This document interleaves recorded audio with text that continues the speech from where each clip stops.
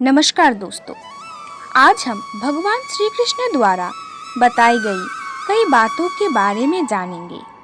यह बातें मनुष्य के जीवन को जीने का आधार है और हमें अपने जीवन को कैसे जीना चाहिए उसकी भी सीख देती है।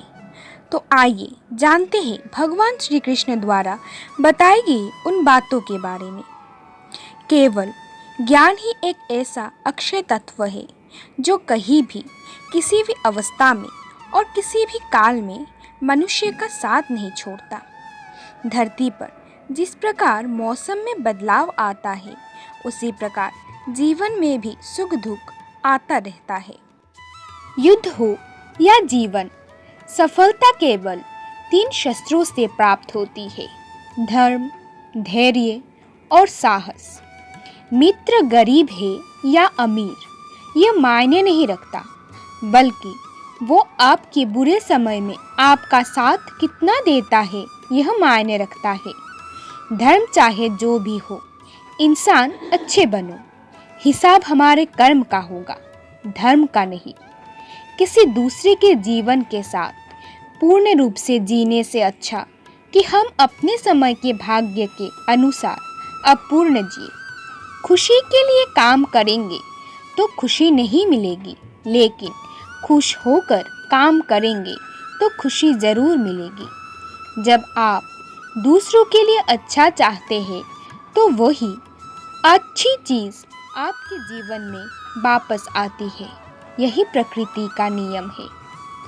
मूल्य इससे तय नहीं होता कि आप क्या है, यह इससे तय होता है कि आप खुद को क्या बनाने की क्षमता रखते हैं। हंसता हुआ मन और हंसता हुआ चेहरा, यही सच्ची संपत्ति है।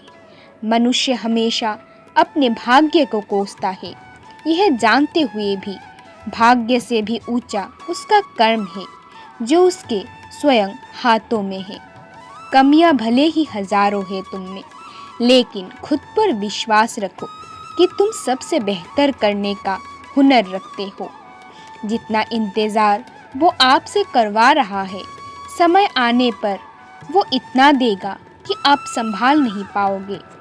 खुशी आज़ादी पर निर्भर होती है और आज़ादी इस बात पर निर्भर होती है कि आप कितने साहसी हैं। विश्वास के बगैर इस दुनिया में कोई भी रिश्ता ज़्यादा देर तक कायम नहीं रह सकती।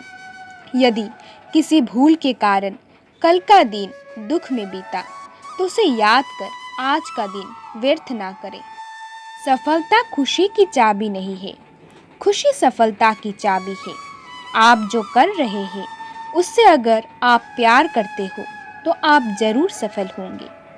दूसरे को भला करने वाला मनुष्य हमेशा कष्ट को सामना करना पड़ता है, क्योंकि हमेशा फल देने वाले वृक्ष को भी पत्थरों से मार सहनी पड़ती है।